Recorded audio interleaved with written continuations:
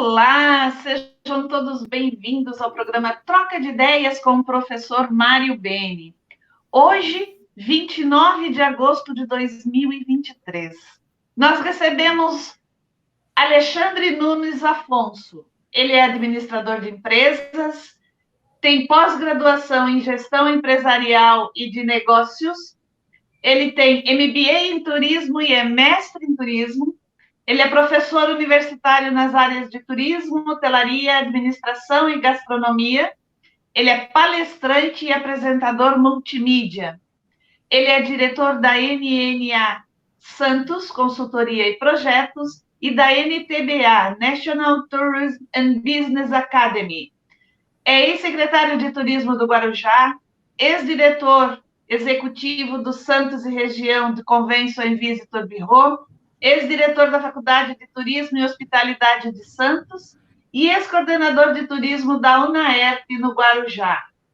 O nosso tema de hoje é a ação do Estado na administração pública do turismo. Alexandre Nunes, seja muitíssimo bem-vindo. Professor Mário, é com o senhor. Alexandre, é um prazer tê-lo aqui no nosso programa, porque a sua presença me remete a bons tempos da USP, onde estivemos juntos trabalhando e iniciando um processo pedagógico, enfim, um MBA em turismo, em que você participou e agora caminha aí com um trabalho admirável com os seus programas voltados a essa área, com todo a carga teórica que você tem e mais a experiência de gestão em turismo. Isso é muito importante e eu cumprimento por isso. Sejam todos bem-vindos também a este programa, a este espaço de convergência, de ideação e de compartilhamento. O nosso assunto de hoje é a ação do Estado na administração pública do turismo, nos leva à capacidade institucional para a gestão do turismo. O turismo no Brasil ainda não é considerado uma atividade econômica e social prioritária, de participação efetiva no desenvolvimento global do país. Não constitui uma atividade destacada e indutora do crescimento da economia nacional.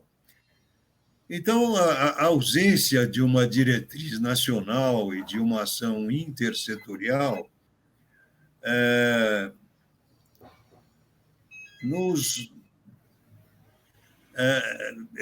nos órgãos, principalmente nos órgãos de turismo, determinam o crescimento isolado do setor, bem como a elaboração de planos e programas inapropriados e desassociados da realidade cultural, política, econômica e social do país. Então, as prioridades e dotações orçamentárias dos órgãos públicos contemplam o setor de turismo apenas marginalmente, de forma subsidiada. Alguns problemas, como burocracia, insegurança jurídica, dificultam enormemente a chegada de investimentos no setor. Existe muito interesse de investidores do mundo todo em investir bilhões de dólares no Brasil, mas o ambiente de negócios é incompatível com o potencial de negócios do turismo brasileiro. Então, o Brasil tem uma participação no turismo internacional de 0,73%, ou seja, 7 milhões e 300 mil turistas foi o último número que tivemos da OMT. Isso no receptivo internacional, quando já tínhamos no tráfego turístico global algo em torno aí de quase não, 1 bilhão e 300 milhões de turistas. Tá? Isso caiu na pandemia, e como em todos, no global, chegou a 700 milhões só, e também em todos os países no receptivo.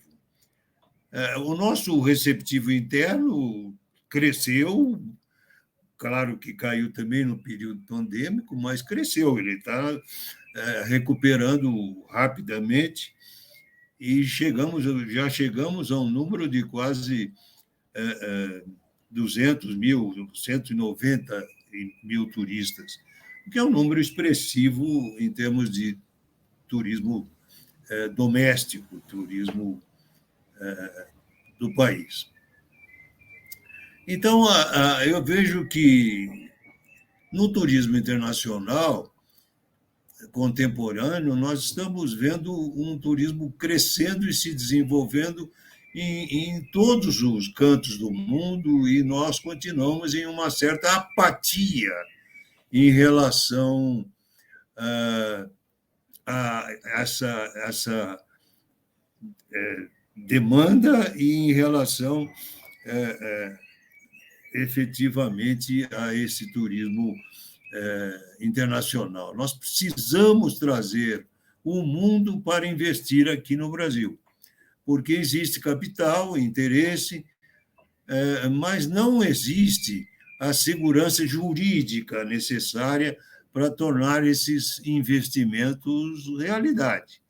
Então, no sentido de descentralizar a gestão do turismo e assegurar a participação político-operacional, consentânea aí com um programa de regionalização do turismo, do Ministério do Turismo, que está em curso, nós precisamos buscar um instrumento de política nacional, porque esse que foi criado,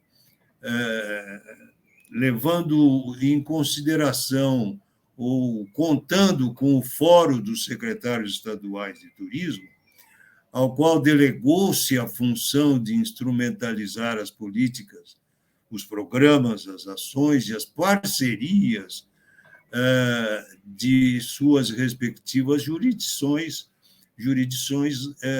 regionais. A abordagem e desenvolvimento regional do turismo foi uma das principais estratégias adotadas aí para o alcance de tais metas por parte do governo federal e concretizadas no Programa de Regionalização de Turismo, Roteiros do Brasil, sobre a égide de macroprogramas. Foram 4 macroprogramas de estruturação, diversificação da oferta turística. À época, subordinada ao Departamento de Estruturação, se não me engano, Articulação e Ordenamento do Turismo.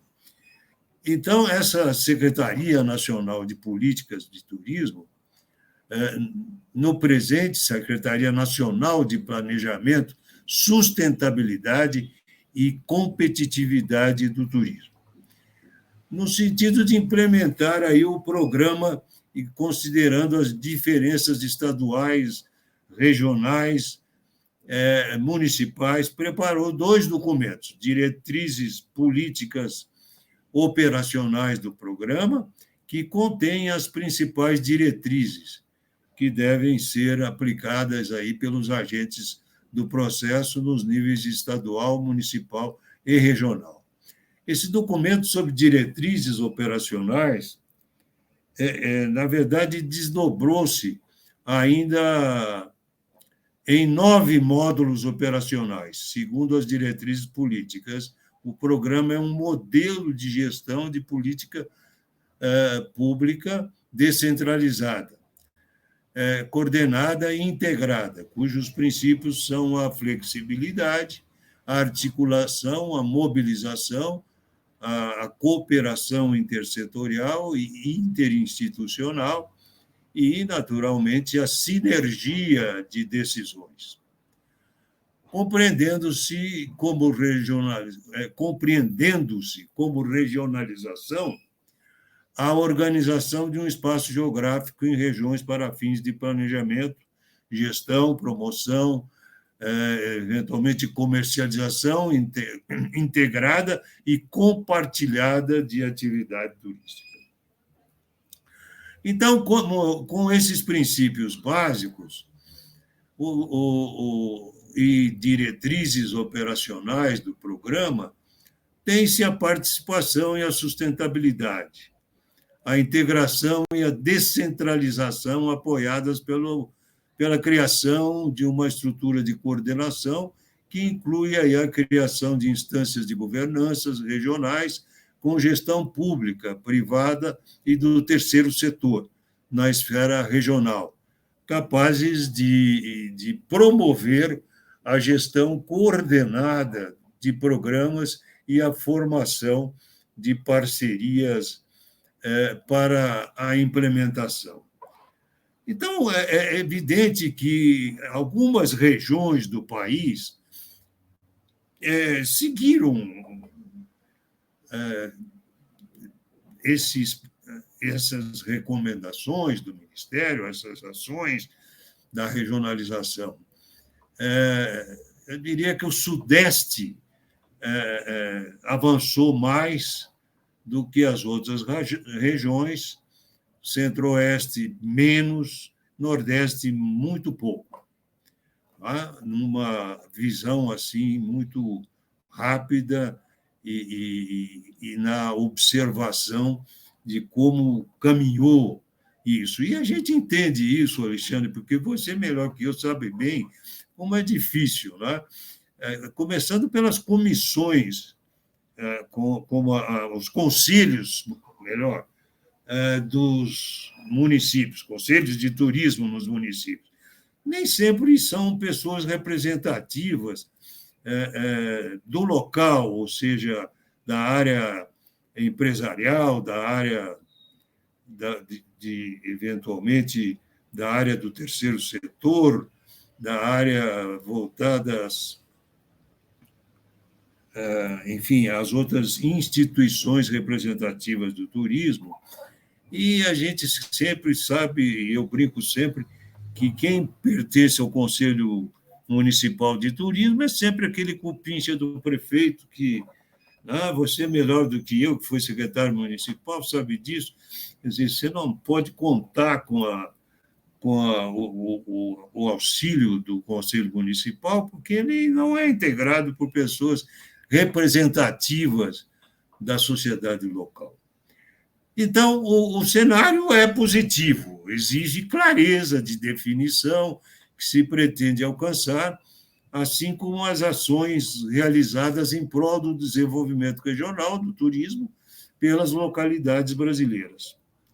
Eu diria que somente as regiões que mostram mobilização para o desenvolvimento regional e clareza no processo decisório, além do entendimento das necessidades de trabalhar estratégias integradas de desenvolvimento, é que conseguirão se beneficiar com as oportunidades existentes.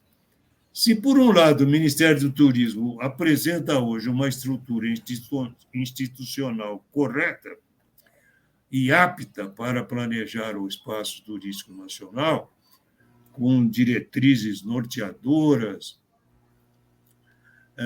para que possa efetivamente, trabalhando aí no sentido de harmonizá-las e contabilizá-las com as especialidades ou especificidades locais e os instrumentos operacionais disponíveis, revela-se, por outro, pela fragilidade e incapacidade institucional para a gestão de turismo em muitas regiões do país. apesar das sucessivas tentativas de planejamento do desenvolvimento integrado dessa atividade. O que eu tenho observado, Alexandre, na medida em que participo ainda de inúmeras bancas de mestrado e doutorado em turismo, com dezenas de pesquisas de gestão pública do turismo, nas mais variadas regiões do país, e cada vez mais me convenço do equívoco conceitual que está sendo praticado.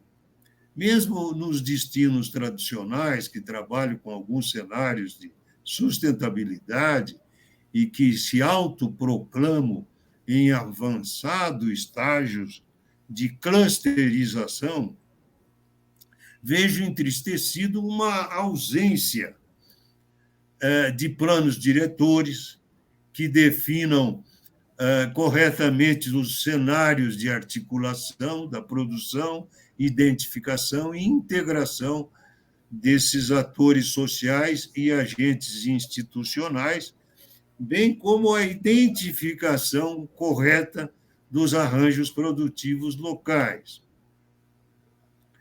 Então,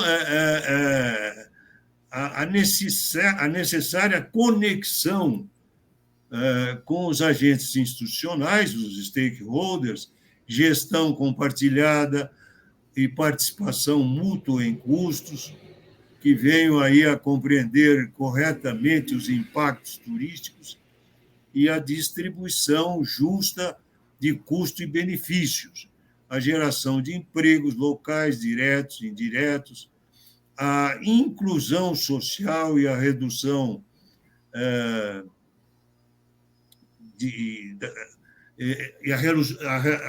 redução de empregos locais, diretos e indiretos, a inclusão social, a redução da pobreza, tá?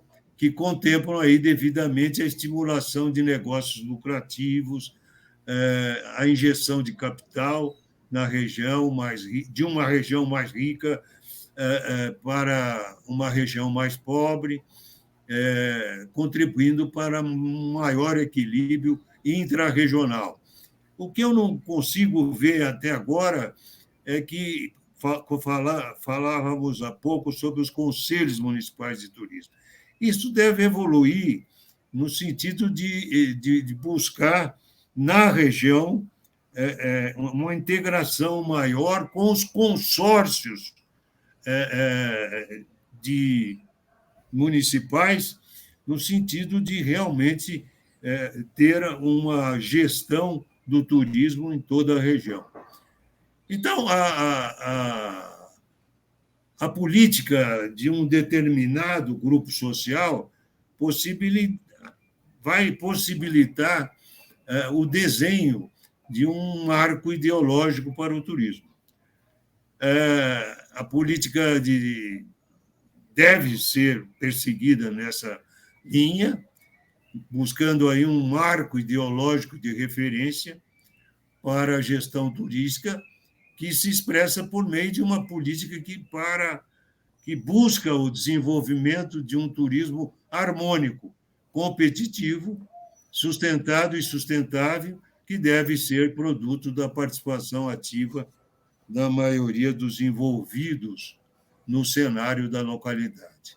Então, a construção de um destino turístico que venha privilegiar a diversidade, a heterogeneidade cultural, exige necessariamente ações que trabalham aí as aprendizagens sociais dos moradores em torno dos saberes turísticos, o planejamento estratégico participativo, que tem sempre a ênfase na informalidade de comunidade local.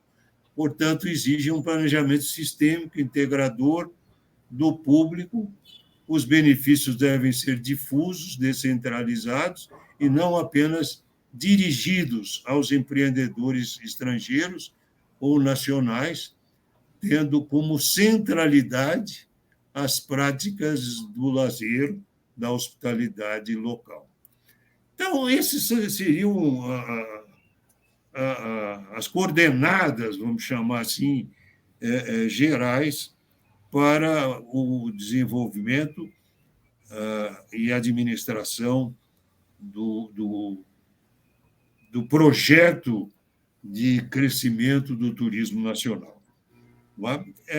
Eu ainda tenho algumas dúvidas sobre a presença necessária do Fórum dos Secretários de Turismo.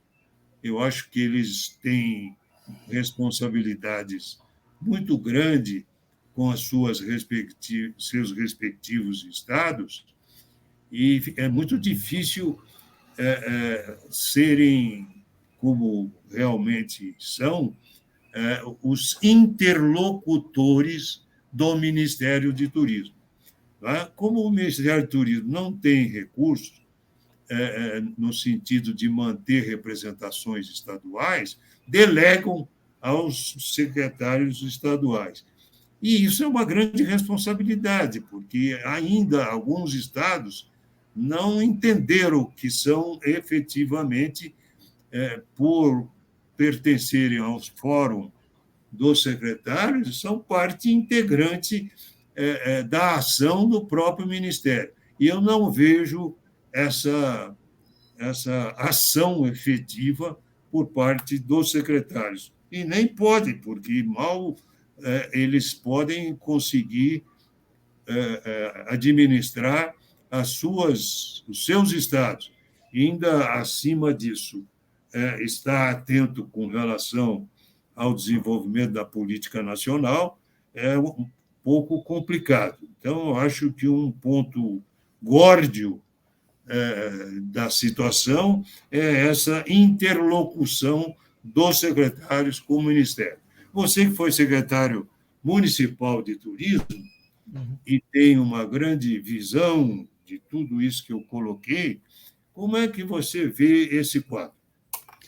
Bom, professor Mário, em primeiro lugar, um prazer inenarrável compartilhar consigo do Troca de Ideias. Para mim é um grande privilégio de alguém que sou, além de ser o seu fã, sou seu discípulo.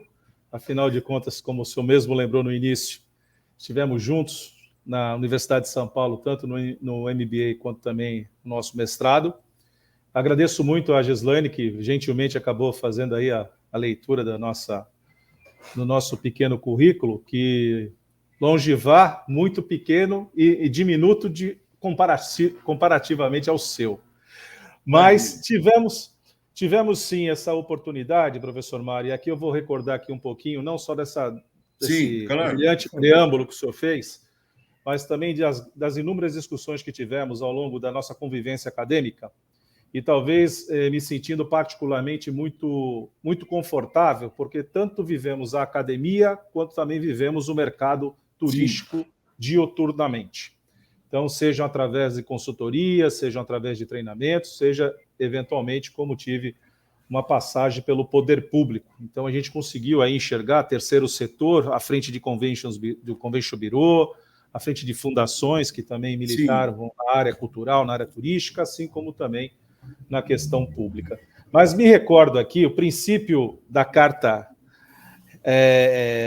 Maior do Brasil, que é a nossa Constituição, em seu artigo 180, ele elucida que o governo federal, o Distrito Federal, os estados e municípios desenvolverão e promoverão o turismo como uma estratégia de desenvolvimento econômico e social. Se isso já está na Constituição, a gente imagina crer que, a partir da Carta Magna, todas as diretrizes emanam de uma estrutura de gestão pública como a nossa, que vem do governo federal, se distribui entre os entes estaduais e acaba culminando no município, que a gente tem as orientações vindas de cima para baixo. Aí a gente já começa a fazer pequenas reflexões, que isso é um efeito cascata. Quando a gente fala de valorizar a atividade turística, em primeiro lugar é compreender de fato o que é o turismo. Eu acho que é um primeiro aspecto muito relevante. Turismo hoje já deixou de ser, né, a long time, a pauta simplesmente da recreação e do lazer, né, que achar que o turismo seria guarda-sol, sol e praia, principalmente particularmente para nós aqui que vivemos em regiões litorâneas. Isso sempre foi uma miopia, basta o veranista, basta aqui a alta temporada que tudo se resolveria, quando na verdade não, o ano calendário tem 12 meses, não se resolve um ano em apenas 3 meses. Isso, obviamente, levou ao longo do tempo um lado sombrio, eu diria, para o desenvolvimento da atividade turística, principalmente no litoral de São Paulo, que foi a massificação do turismo em meados da década de 70, segunda metade da década de 70, década de 80, início da década de 90, onde a gente chegou no ápice, né, das problemáticas aí que nós tivemos com o turismo massificado por ausência de políticas públicas verdadeiras que implementasse um diagnóstico e também avaliasse os cenários para conseguir promover de maneira ordenada a atividade turística. Então, a gente começa lá de cima com e aqui, quando a gente fala lá de cima, porque é o Ministério que dita, qual é a composição? A gente sabe que nós temos um grande problema nesse país de que os profissionais que têm um conhecimento técnico assumam os cargos políticos públicos. Então, em via de regra, o secretário municipal muitas vezes não tem uma certa correlação com a atividade turística. E não estou dizendo apenas acadêmica. Em alguns casos, você tem alguém que é revestido da informação acadêmica e também tem o conhecimento profissional. Ainda que tenha apenas a convivência municipal.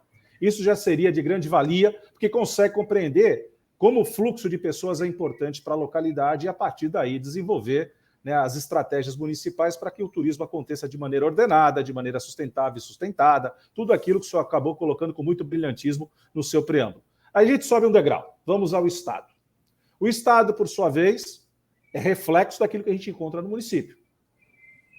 Muito, às vezes, desprovido de conhecimento, tanto técnico quanto de atividade profissional, a gente tem aqueles que comandam os estados à frente das pastas de turismo. Diferente de outras pastas onde não se admite que profissionais daquela área, com conhecimento daquela era, ainda que venham de indicações políticas, porque eu creio, aí é uma questão de credo, professor, que dentro das fileiras político-partidárias, que são os que formam os governos, né, e a governabilidade, nós tenhamos profissionais qualificados nas diversas áreas, para que possam assumir, como a gente costuma dizer no popular, as pessoas certas nos lugares certos.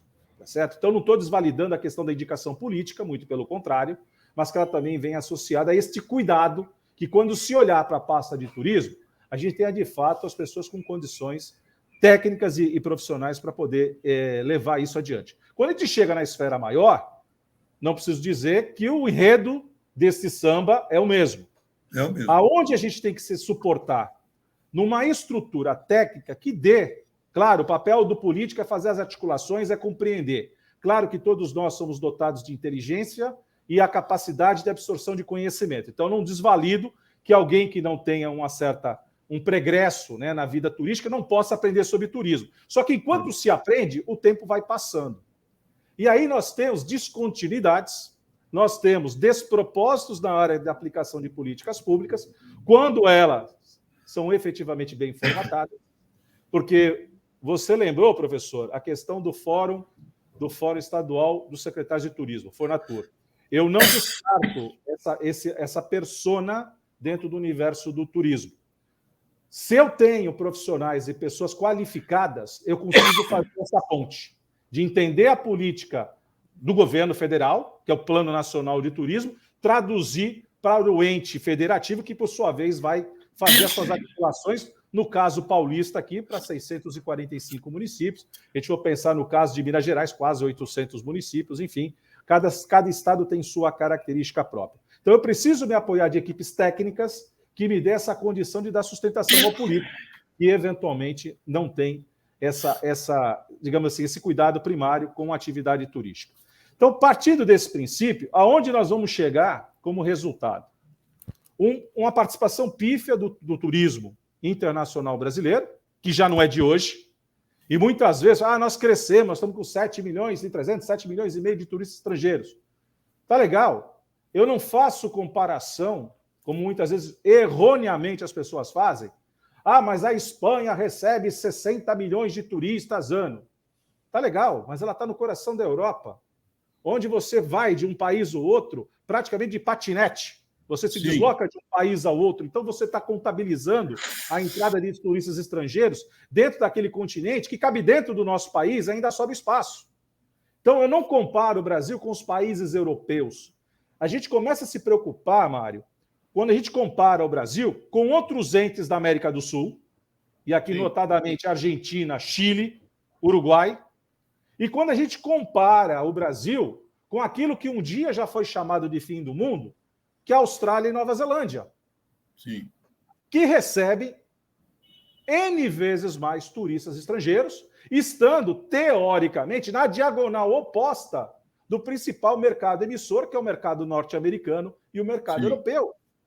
Então, se eu tenho uma diagonal oposta que consegue receber mais visitantes do que nós que estamos aqui na América do Sul, e que, a depender da posição geográfica dentro do nosso país de dimensões continentais, e aqui tomando por base o Rio Grande do Norte, um voo do Rio Grande do Norte para a Europa e para os Estados Unidos, ele dura praticamente metade do tempo que se eu sair de Porto Alegre, ou que se eu sair de São Paulo, a depender da rota.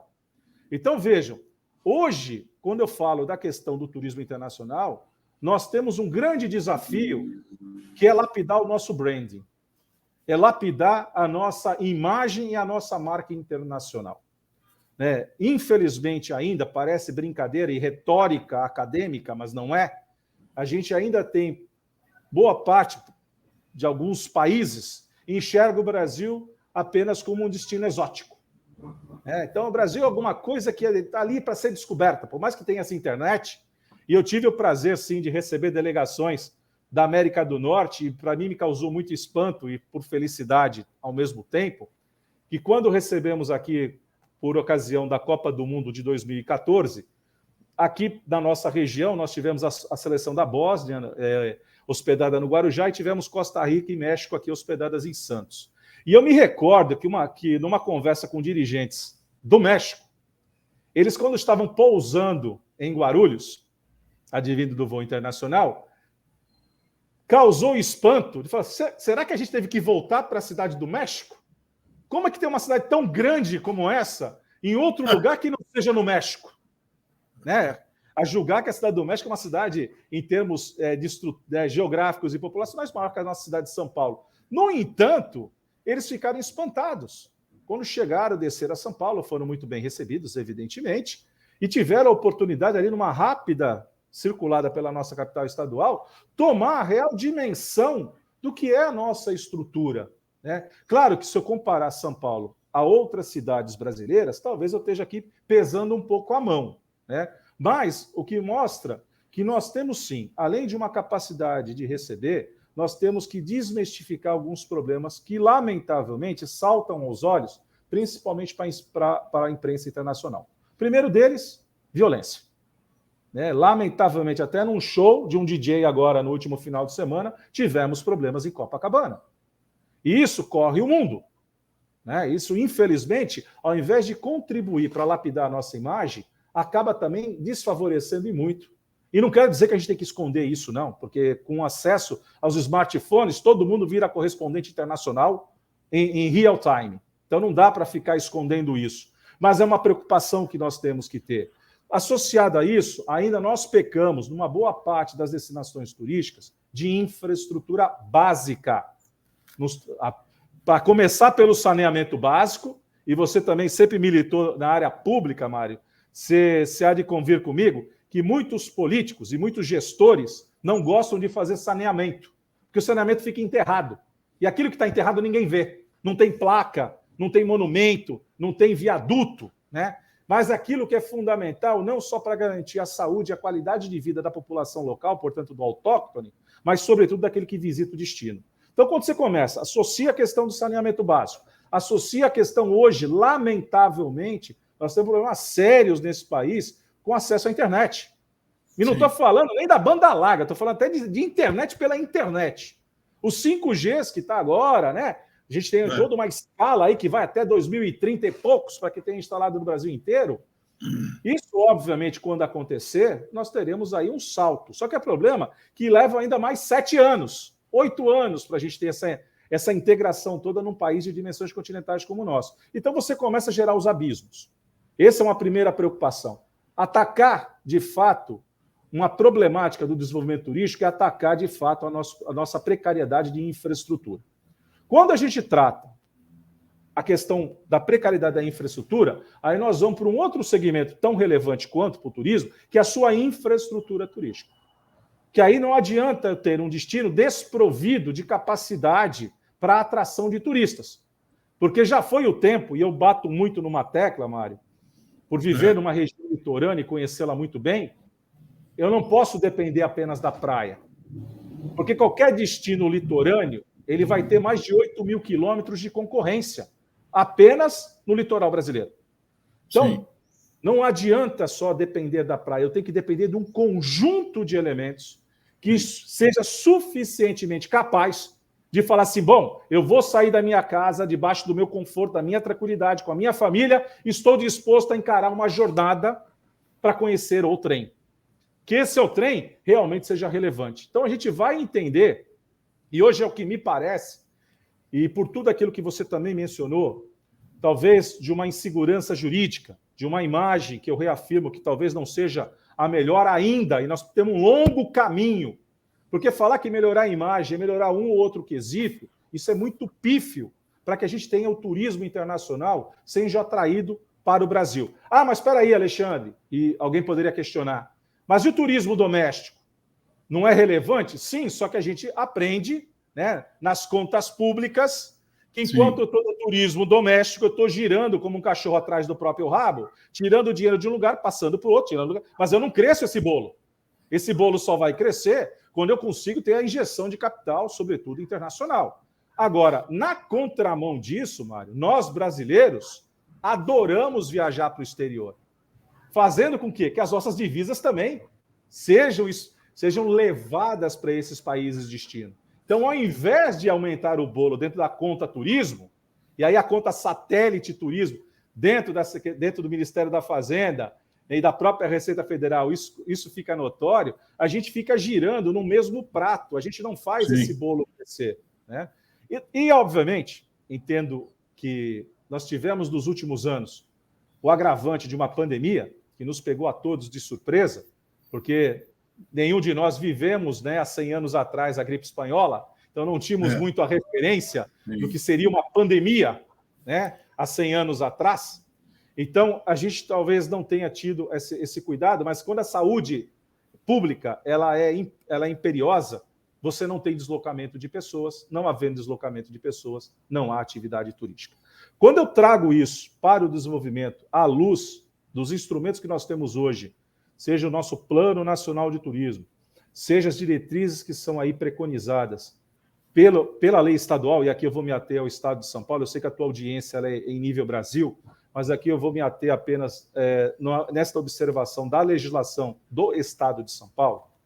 É importante notar que o Estado de São Paulo é pioneiro na transferência de recursos públicos do Estado para os municípios. Começa lá com o FUMESP, década de 60, e depois já vem os incentivos aí de infraestrutura turística, tratados à época pelo DAD, hoje da DETUR, né, que ganhou, sim, a partir de 2018, um capítulo importante com a lei estadual, que acaba configurando ou deixando muito claro e transparente as condições, como nós temos aqui no Estado de São Paulo, as 70 instâncias turísticas e a criação dos 140 municípios de interesse turístico, que deixou muito claro as regras do jogo para que você tenha a postulação e a efetiva continuidade ou não do título que você tem.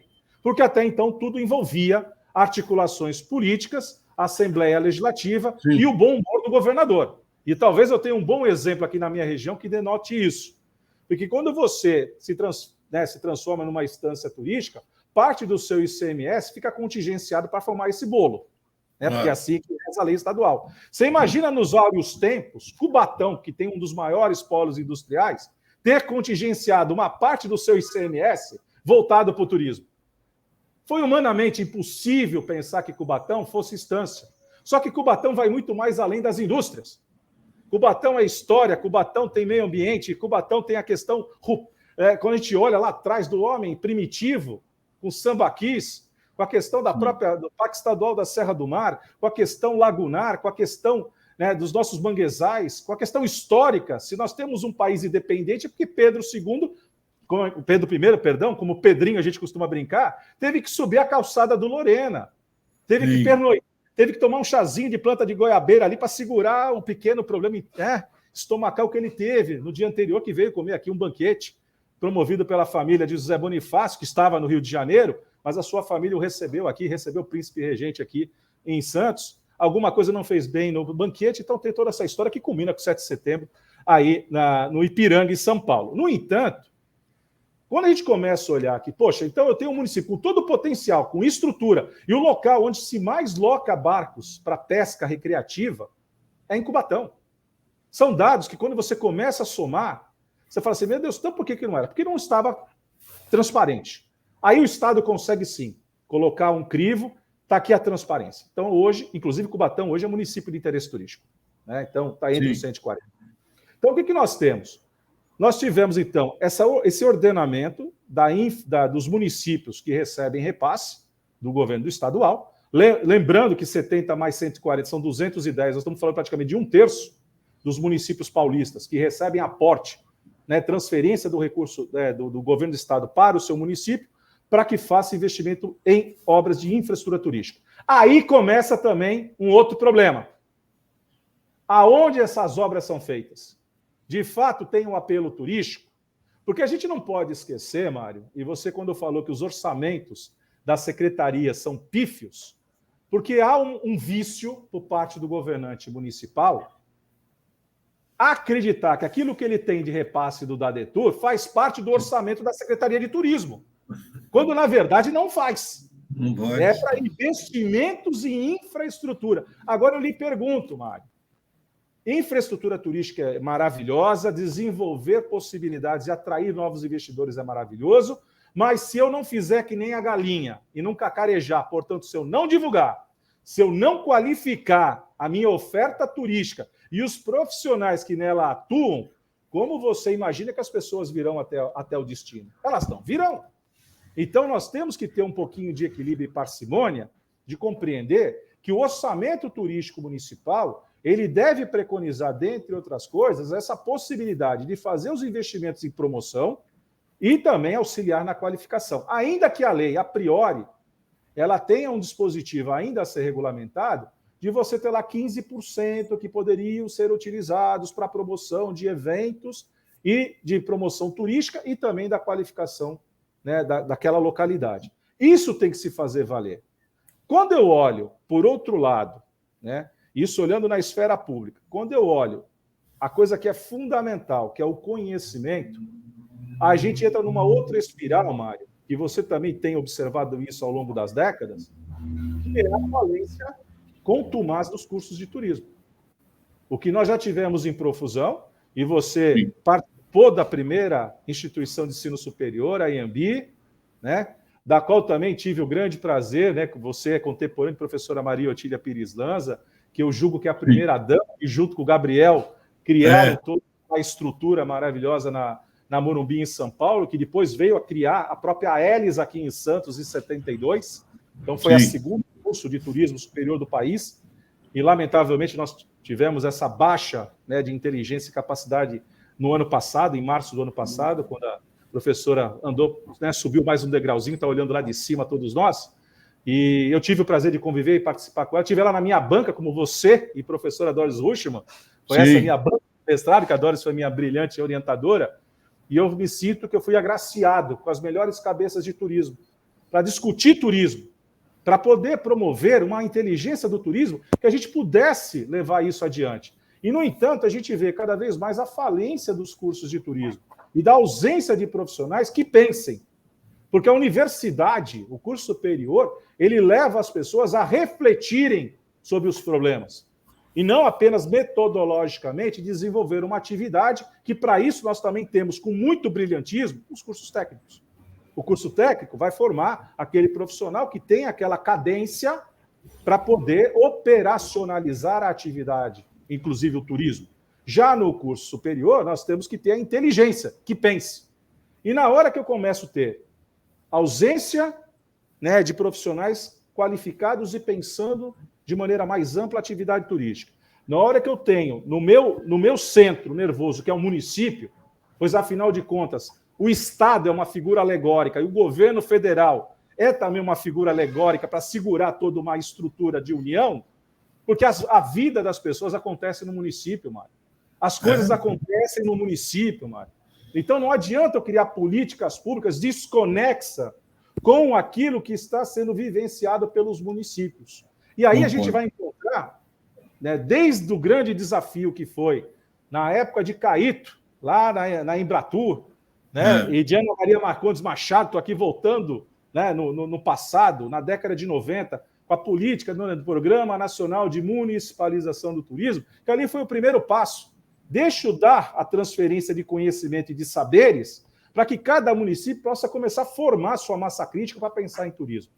Sim. Modernamente, nós já temos a atividade turística contemplada em âmbito da regionalização. E aí a gente começa a enveredar num outro problemática. Em estados como o estado de São Paulo, nós temos uma estrutura regionalizada de governo, através, né, das áreas de governança, e mais a figura das regiões metropolitanas. Então, dando mais uma vez como exemplo doméstico que eu conheço, a nossa região metropolitana da Baixada Santista foi a primeira fora a capital a ser considerada uma região metropolitana, com 9 municípios, de Bertioga a Peruíbe, desde 1996. De direito, desde 1996. De fato, ainda temos uma longa jornada adiante. Eu estou falando de 30 anos nessa discussão. 30 anos. Eu só vi, e a gente tocou aqui no ponto da pandemia, eu vi sim, pela primeira vez, uma ação orquestrada e ordenada, quando os 9 prefeitos se reuniram com o governador e disseram: nós precisamos dar uma freada no sistema Anchieta Imigrantes, porque não adianta nada a gente cercear o nosso morador a não poder sair de casa se as pessoas continuam trafegando pelas estradas e vêm aqui aumentar o contingente. Então, foi uma forma de tentar, de maneira unida, naquele momento emergencial, é verdade, tentar encontrar uma alternativa. Então, a gente tem ainda que padecer um longo caminho para conseguir agir de maneira integrada. Eu vejo e tenho acompanhado a criação das novas regiões metropolitanas, como eu também tive o prazer, durante o ano passado, finalzinho de 2021 e todo 2022, ser contratado pela Fundação Sociologia e Política do Estado de São Paulo para fazer junto com o SEBRAE, fazer o desenvolvimento e a formação dos agentes de desenvolvimento municipais voltados para os pequenos empreendimentos. Então, criação de políticas públicas voltadas aos pequenos empreendedores.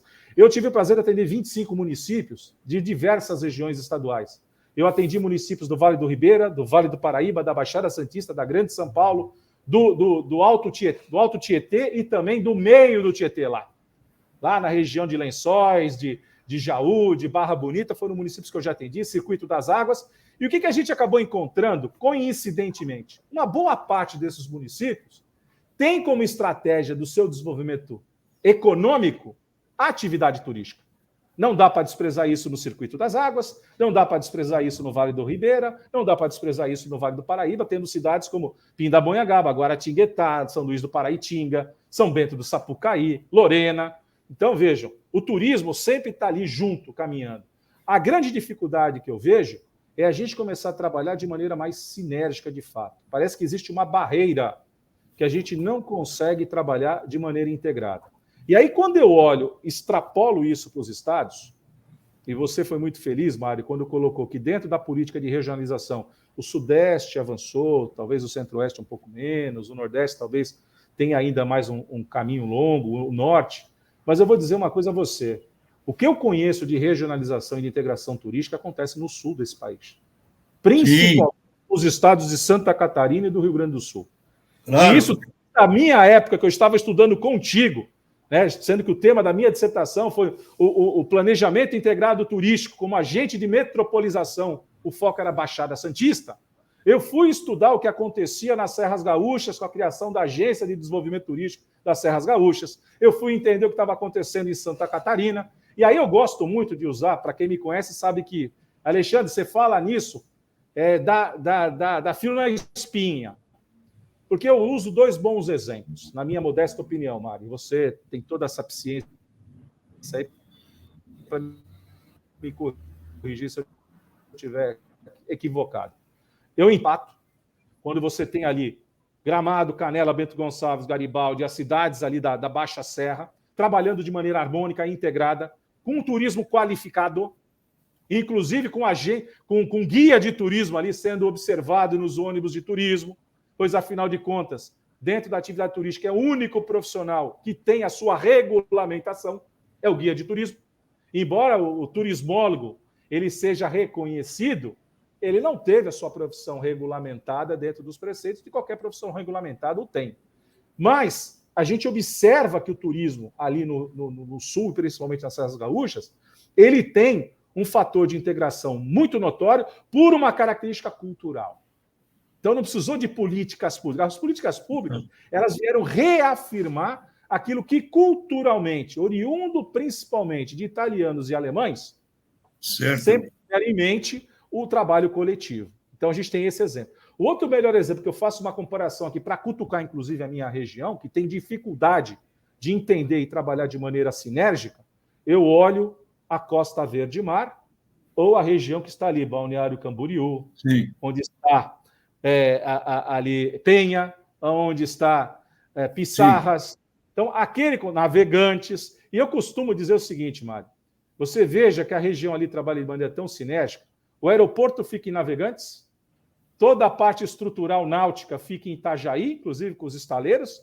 Tem um porto lá no rio Itajaí-Açu, né, que é um porto que mescla mar, né, mais o entrocamento ali do rio com o mar. Mas você tem um parque temático que foi um grande responsável pela clusterização daquela região, que foi o Beto, o seu investimento lá atrás, em Pissarra, em Penha, melhor dizendo, e também com o estabelecimento de hospedagem em Pissarra, que está ao lado, do Balneário de Pissarras, ao lado de Balneário de Penha, e você tem em conta do outro lado a grande cereja daquele bolo, que é Balneário Camboriú, né? Hoje já não mais considerada a Monte Carlo, mas sim a Dubai brasileira, né? Pela capacidade que teve de atrair investimentos, tanto na área de construção civil, quanto também na área de enriquecer aquela destinação turística de empreendimentos turísticos. Então, você tem lá o teleférico, você tem a roda gigante, você tem uma área gastronômica ali diversificada, você tem espaços para shows, para eventos, para negócios, ou seja, você criou ali naquela região um cluster onde, de fato, você consegue ter, e perceptível, o deslocamento de pessoas de um município para o outro, de um local para o outro, pulverizando o recurso que é trazido dos outros estados, e notadamente, quando a gente olha para o cenário internacional, dos nossos irmãos argentinos, já que ali é um dos grandes berços, né, de receptivo dos argentinos em Santa Catarina, mas também ali naquela região de Balneário Camboriú. Então eu vejo, Mário, que a gente tem que, de fato, continuar fazendo uma releitura daquilo que a nossa Constituição preconiza e de fazer entender aos gestores públicos, tanto em âmbito estadual, que logo, aqui nós vamos fazer um parênteses, que desde a gestão passada no governo, que com essa tendo continuidade no governo do Estado de São Paulo, nós finalmente acordamos o Estado de São Paulo como Estado receptor, não apenas como emissor. Então, sim, a grande luta da gente ter aí invocado os circuitos turísticos e mostrar que São Paulo, né, São Paulo é o mundo inteiro aqui dentro, da Suíça, né, ao Texas, das regiões montanhosas, às regiões litorâneas, tudo se encontra dentro do estado de São Paulo, né? Então, a gente também tem que ter essa capacidade de compreender que, de fato, em âmbito econômico, o estado de São Paulo é o maior ente da federação, tem condição de, e vai continuar sendo, o maior emissor de turistas, tanto para o ambiente doméstico quanto para o ambiente internacional, mas, finalmente, está acordando que nós precisamos também atrair pessoas para cá, né? E pela facilidade que nós temos de termos o maior aeroporto internacional de passageiros, que é Guarulhos, o segundo maior aeroporto internacional, que é Viracopos, dentro do nosso estado, isso com certeza desperta aí a condição singular que o estado tem de atrair para si a atenção do mundo, inclusive, né? Então, acho que é um dos caminhos importantíssimos, mas, claro, é o único fazer a divulgação? Não. Nós temos que mitigar também a nossa legislação para que ela possa ser mais segura, para que ela possa ser mais condizente, para que os investidores venham para cá. Porque o mundo é uma enorme mesa de pôquer. Cada um faz as suas apostas. Quem tiver a melhor mão vai levar as apostas. Então, é um pouco disso, parafraseando, e entendo aqui, já pegando o gancho, que eu também sou amplamente favorável à legalização dos jogos e dos cassinos. Sim. Porque nós temos o maior cassino regularizado. Todo santo dia tem inúmeras loterias correndo. E temos agora os famosos aplicativos de apostas. Sim.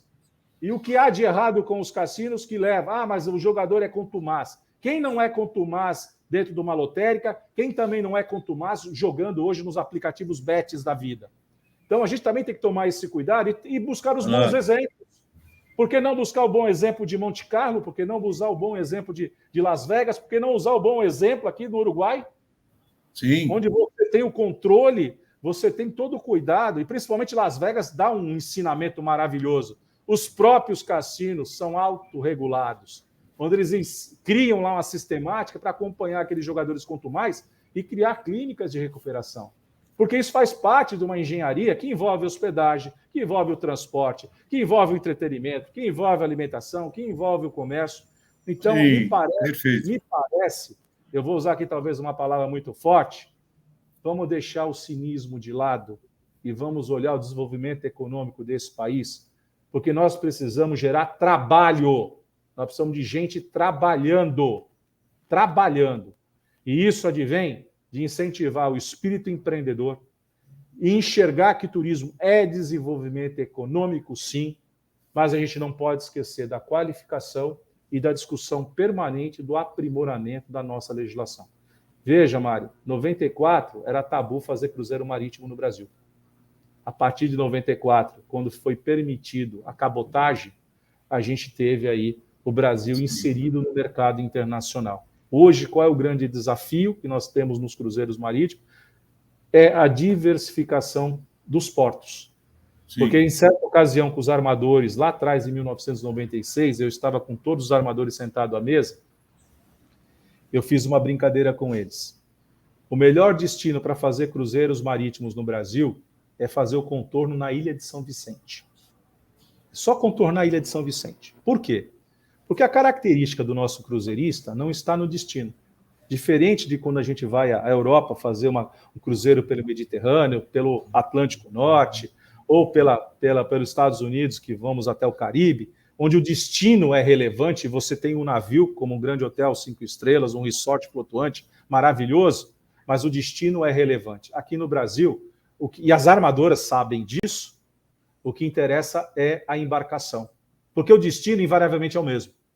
Invariavelmente é o mesmo. E tem muita gente, Mário, você também deve ter amigos que comentam isso, que quando estão em parada de determinados portos, nem descem. Querem ficar nas cabines, querem ficar no navio, curtindo o navio, ao invés de desembarcar, seja por um tender, seja ali num costado, ao invés de conhecer o destino, porque já foram inúmeras vezes, preferem ficar na embarcação. Sim, então a gente tem esse grande binômio, desenvolver outros destinos para que sejam suficientemente também atrativos, apenas para falar de cruzeiros. Se a gente for falar de aviação, então, meu amigo, aí a aviação regional, nós temos um longo caminho para seguir. E eu tenho excelentes exemplos aqui, Mário. 80 anos atrasado ao nosso aeroporto no Guarujá.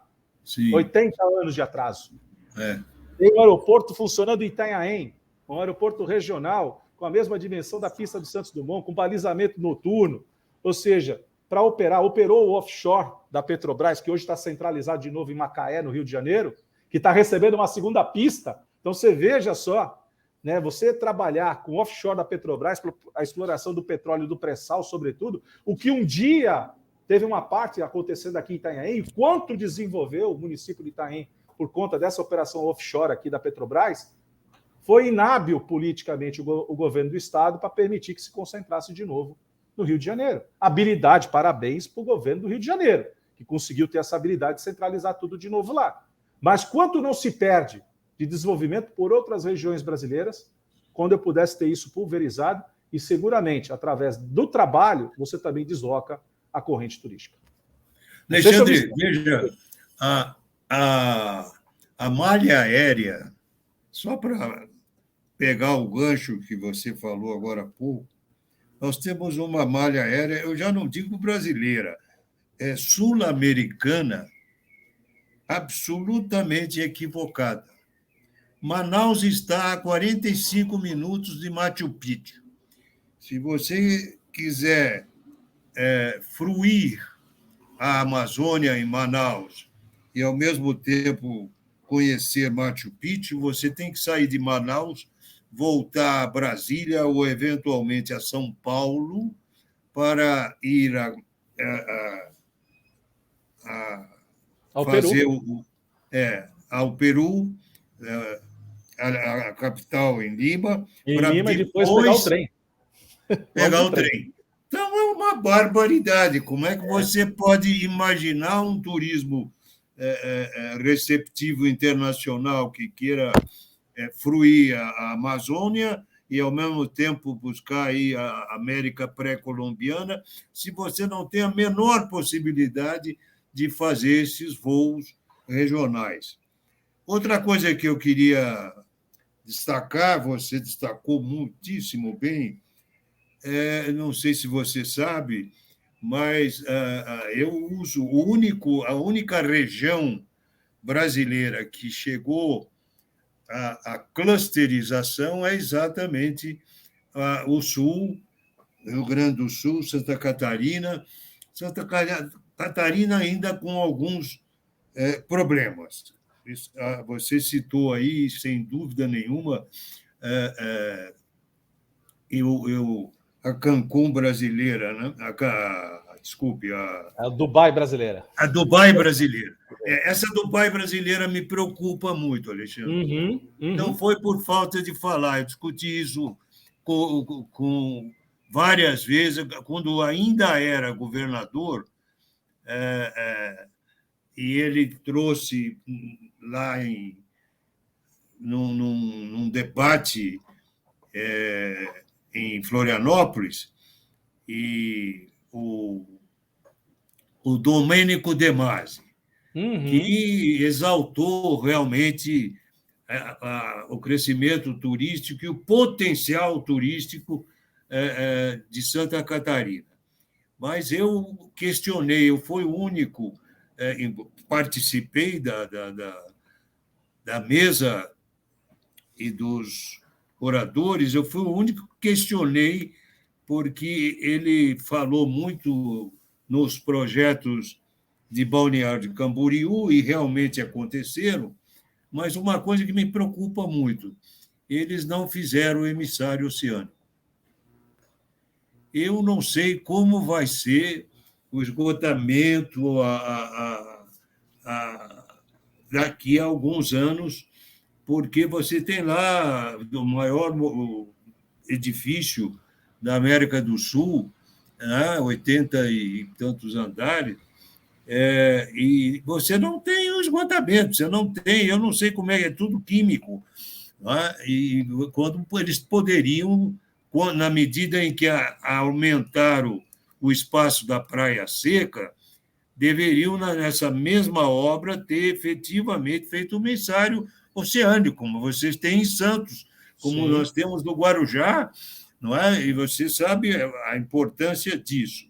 Então, esse é um ponto que eu destaco. Aí entra naquela história, Mário, entra na história do saneamento. Percebe? É o saneamento, claro. É o saneamento. Então, é uma fragilidade. Você colocou muitíssimo bem.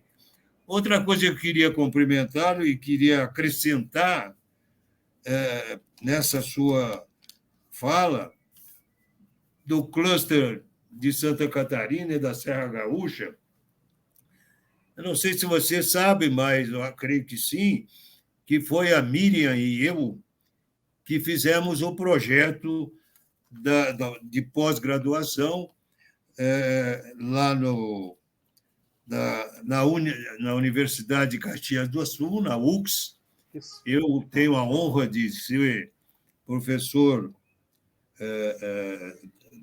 de ter sido professor durante mais de 20 anos, me deslocava semanalmente daqui para lá, e para desenvolver, eles não tinham graduados suficientes e pós-graduados suficientes para tocar, enfim, consolidar o curso de mestrado e futuramente o de doutorado. E igualmente fizemos isso também com a Doris, lá em Balneário do Camboriú. Então, e nas duas regiões nós criamos o Observatório de Turismo.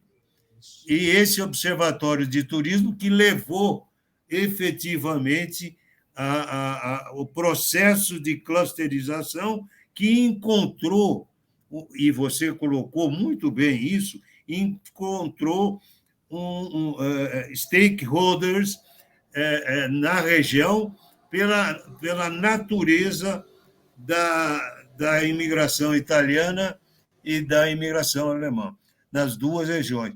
Até que havia um entrave entre as duas regiões, a da uva e o vinho, e dos aparados da serra e da região de Gramado e Canela. Então, o que nós fizemos? E aí o Caio ainda era o ministro e conseguiu recursos e fizemos e daí nunca mais houve essa disputa. Então, conseguimos fazer um almoço com o pessoal da uva, os representantes da região da uva e do vinho, com o pessoal do chocolate. Foi a primeira vez que à mesa se serviu chocolate com vinho, e nós celebramos uma união terminando aquela disputa, né? E efetivamente foi o trabalho. Portanto, eu costumo dizer que hoje só existe ainda uma região clusterizada no Brasil, que é essa que você tão bem... Quero te agradecer, porque realmente foi uma visão eclética. Vamos nos reunir mais vezes. Você tem uma experiência extraordinária em todas as áreas do turismo. Você passou e continua, como eu, a debater, e isso é fundamental, porque são poucas as pessoas que têm essa visão holística do sistema de turismo. E você, sem dúvida, a tem numa grande proporção e com muita experiência não teórica e prática de projeto e realização, pela sua atuação permanente nessa área. Quero te agradecer muito, porque realmente foi uma live muito importante. Você conseguiu, eu dei um panorama teórico, e você, com muito brilhantismo, ofereceu a todos nós a visão prática e a realização concreta daquilo que eu coloquei na teoria. Muito bom, muito obrigado, e realmente estou bastante feliz por essa live, porque tivemos um reencontro que me anima a prosseguir, porque vejo que você, na prática, realizou tudo aquilo que nós temos discutido e debatido ao longo dos anos na teoria. Professor, eu que agradeço a oportunidade de partilhar consigo da sua capacidade única de discutir e de teorizar o turismo, que para mim é sempre um prazer. Fico muito feliz, lembrando sempre que o papel do mestre é deixar seus discípulos. Eu sem dúvida. Sou vosso discípulo, e assim continuarei, como sou discípulo de Doris Vandermene Huschmann. Os discípulos superam sempre os mestres. Isso é que a gente fica feliz na torcida, né? E estou sempre à sua disposição. Muito obrigado, Gislaine, pelo início lá, muito carinhoso de falar um pouquinho da nossa trajetória, mas, como eu costumo dizer, embora sejamos mestres, né, como a minha filha, a certa ocasião, disse: pô, pai, você sabe tudo, você é professor. Eu falei assim: lembra-te de uma coisa, que antes mesmo de ser professor, eu sou um eterno aprendiz. Então, estamos aqui para aprender isso sempre, aí, para compartilhar sempre, e fico muito feliz por esse momento de rever o grande amigo, a quem eu tenho, assim, toda adoração, e pelo prazer que tenho de retomar as nossas conversas. Espero que seja com mais frequência agora, Mário. sem dúvida, sem dúvida. Alexandre, Vai, fala, Belinha. Não, pode falar, professor. Não, eu quero agradecer mais uma vez, porque você que me dá a oportunidade de provar que aquilo que nós estudamos e proclamamos em sala de aula realmente acontece. E aconteceu com você, porque você, tudo que desenvolvemos teoricamente, você não só realizou na prática, como vivendo na prática, foi efetivamente mostrando que o que recebeu na teoria é possível e está acontecendo. É isso mesmo, professor. Muito obrigado, viu? Eu que agradeço. Alexandre, muitíssimo obrigada. Com certeza você será convidado mais vezes a participar aqui conosco. Muitíssimo obrigada. Eu que agradeço, gente. Forte abraço. Imagina. Quem está chegando agora, não esqueça de passar lá no nosso canal, aqui no nosso canal, se inscrever para acionar o sininho, para receber as notificações. Nós temos uma biblioteca enorme de lives, toda sobre turismo. E nós temos os quizzes sobre turismo. Semanalmente, às quartas e sexta-feiras, nós temos lá uma brincadeirinha dos quizzes. Vale a pena fazer. Até o professor já deu umas derrapadas nos quizzes lá. São perguntinhas bobas, mas que vale a pena dar uma checada. Na próxima semana estaremos de volta.